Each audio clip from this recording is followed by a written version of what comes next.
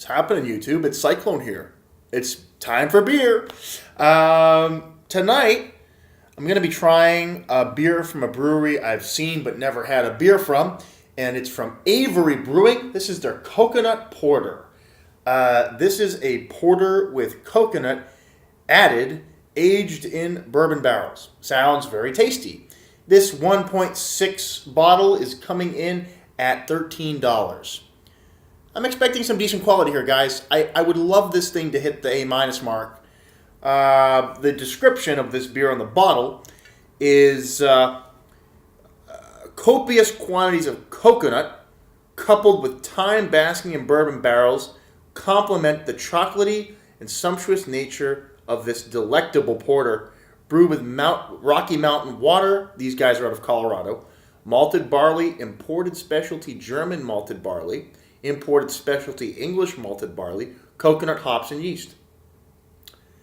One problem, guys, at least I'm going to take off the paper up top here, but there is no date that I could find on this bottle prior to unwrapping it. So I'm about to find out right now if there's a date under this paper, which I'm very hopeful of. I'm unwrapping this sucker here. Get rid of all this crap. Come on. This stupid paper.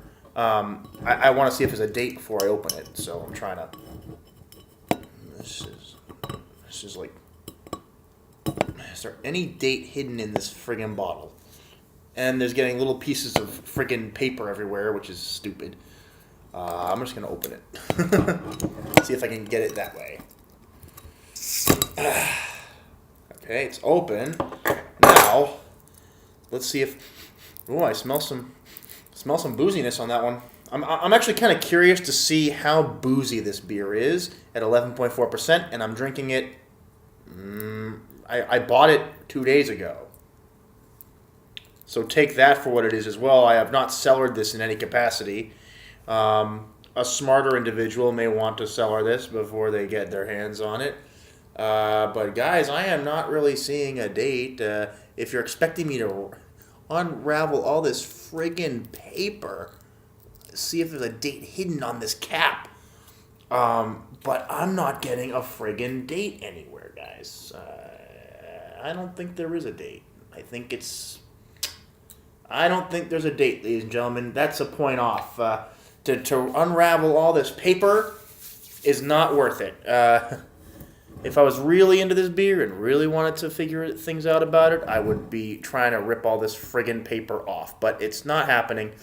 Guys, we're just going to assume that this one was aged for a couple of weeks in the bourbon barrels. But let's see what we get in the pour. Not expecting a lot of carbonation, but let's just find out. Oh yeah, I can go down the middle here. With these types of beers, you're going to want to potentially cellar them if they don't have coffee in them. Porters and stouts can cellar for a very long time. A decent carbonation for about a finger of carbonation. Virtually no light, potentially a hint of ruby, but very dark. It's probably brown. My room sometimes has a ruby preference in the lighting. Barely any. Barely. It's basically pitch black. To the nose. Bourbon and coconuts are just killing you on the scent. Oh my goodness. It tastes like coconut, almost like coconut rum. With some roasted malt, caramel, vanilla. I'm getting some, that's actually quite a nice nose, guys. Coconut milk. Toasted almond.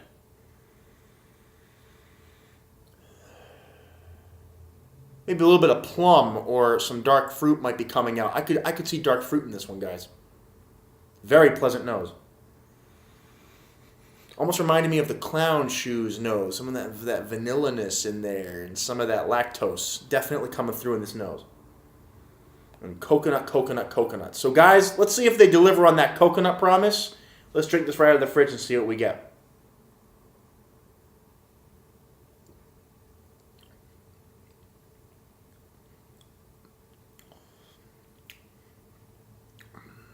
Mm-hmm.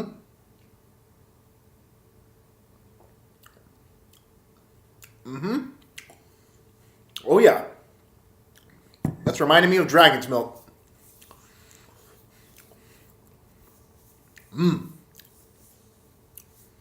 I like this. Right off the bat, coconut milk, just explosion of coconut milk. I'm getting the bourbon in here. There is a hint of a bourbon-y note on the back end, kind of lacing your palate. There's a little bit of that aged barrel quality and some of those bourbon notes. There's definitely a nice malt in here, guys. And they're saying they were using two different types. They were using, let's see, imported German malted barley and English and German malts. So they're kind of fusing those two together. It's quite nice.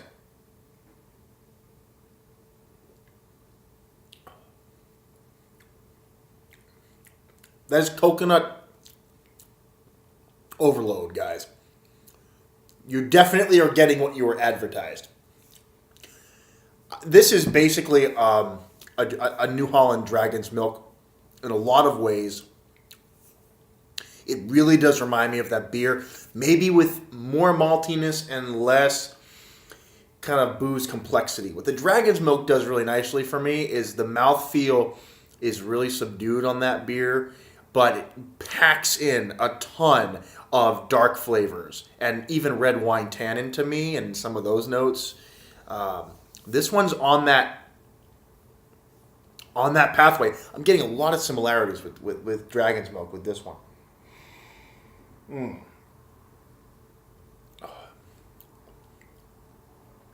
This is.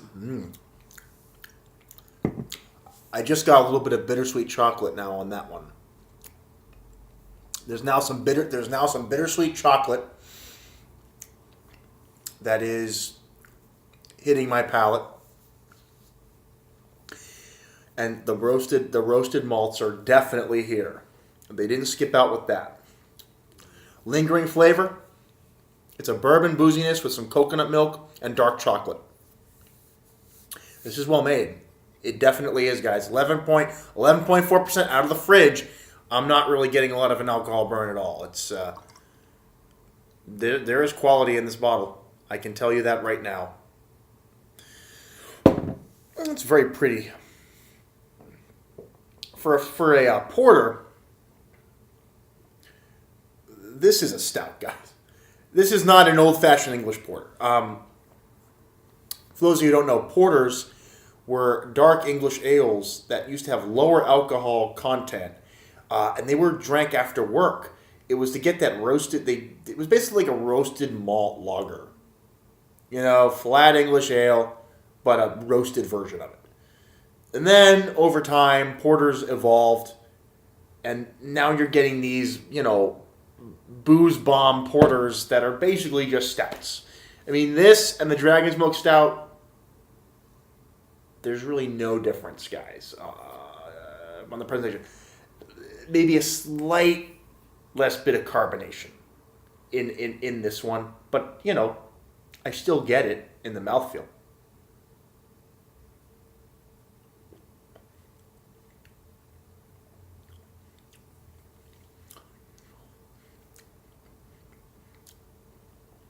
This is nice. There is booze in here. I can tell you that. You're gonna experience the booze. This is on the Dragon's Milk side of things, guys.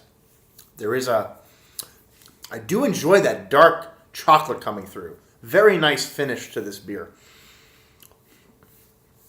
It's an earthiness that balances out the really strong coconut milk vibe going on in here. Guys, I'm going to let this one warm up, and I'm going to come back with my final thoughts. I'll be right back. What's going on, YouTube? It's Cyclone. Now, I got to tell you, I've been drinking this beer for about 20 minutes. I think I've fallen in love. You guys know when I think of beer as a bucket list beer. I'm actually kind of shocked to say this because this beer, there was a whole shelf of these beers in the liquor store I frequent. And, you know, when you see a beer that's that available, you think it's good. But if they're that plentiful, you know, you have your reservations as to how special it could be. This friggin' beer is outstanding. In the style, it is perfect. I like this more than Dragon's Milk. And remember I told you in the beginning, this reminded me of Dragon's Milk with some of that bourbon booziness, and I was getting some of that coconut milk. I like this more than Dragon's Milk.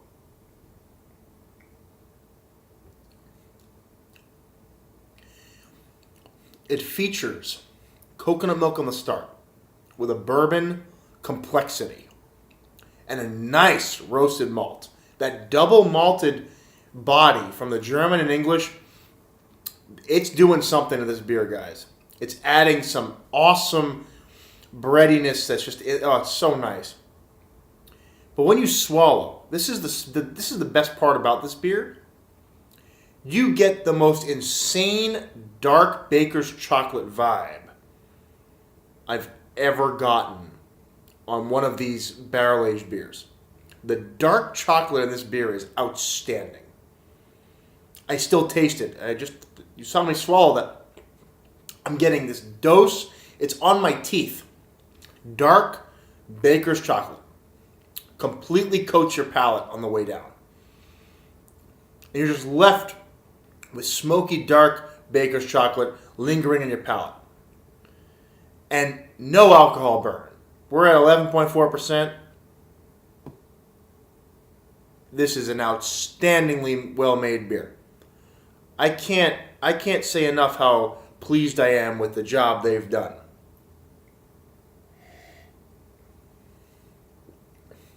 That is the epitome of a dessert stout. The coconut still is in there. The chocolate is outstanding. I can't believe this isn't called a coconut chocolate porter. Because the chocolate is killing me right now. This beer blew away my expectations. I thought for a beer that was this plentiful on the shelf, $13, which is not extraordinarily expensive. But, just to give you a comparison, I'm gonna use Crasher in the Rye again. Same size bottle, folks. See that? $20, $13. Both are world class. But I have to be completely honest with you, and I live in Massachusetts. This beer, just the way it delivers its flavors to me, and the bourbon aging, is out fucking standing. And this beer is also out fucking standing.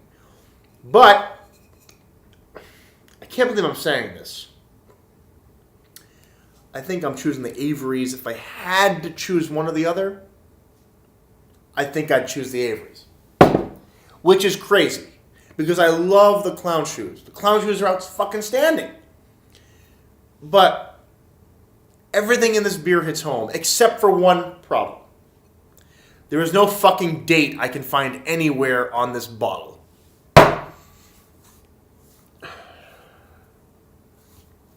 Avery. You can't make a beer that's this good and not date the fucking bottle. If you're trying to tell me that I just should drink it when I buy it and expect that, come on, guys. And I'm not peeling off all this fucking paper to prove I've been trying to peel it off. Fuck that. You can't tell me that this isn't worth dating. A beer of this quality, you have to date. It is outstanding. Outstanding. This is a 10 beer, easily a world-class beer. I'm telling you that right now. For the style and just overall for stouts and porters that I've had, this beer is out fucking standing.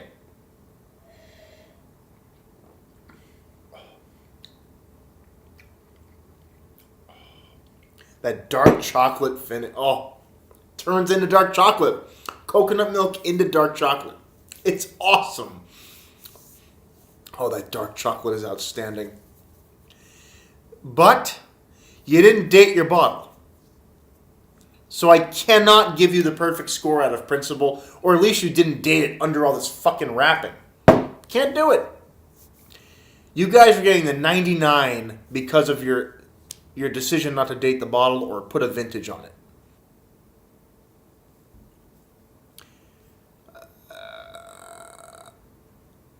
Not particularly interesting or balanced. This guy gave it a 3.6.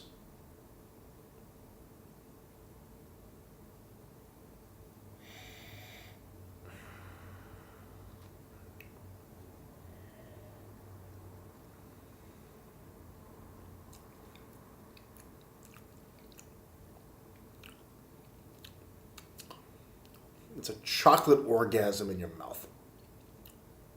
And the body and the maltiness are a home run. That is outstanding. I can't see how you can't give that an A. That is outstanding.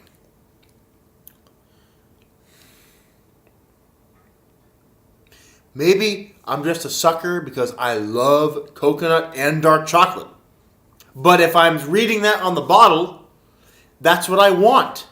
And what I got in this beer, minus the date, was exactly what I was told on the bottle. And the flavors that I get are so smooth but pronounced.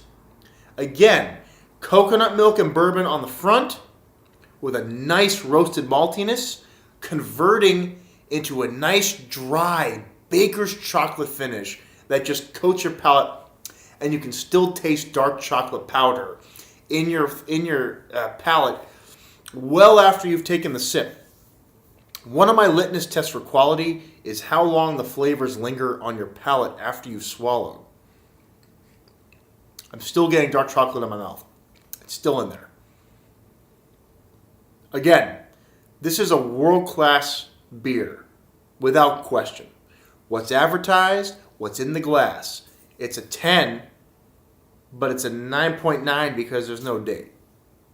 So I can't give it the perfect score because of the fucking bottle. Perfect beer in a sub-perfect bottle. So guys, that's my review of Avery's Coconut Porter. I found a new go-to if I can get my hands on this shit, and I think my liquor store still has this in stock. I may be making another trip. So guys, this is Cyclone signing out. I will see you on the next beer review.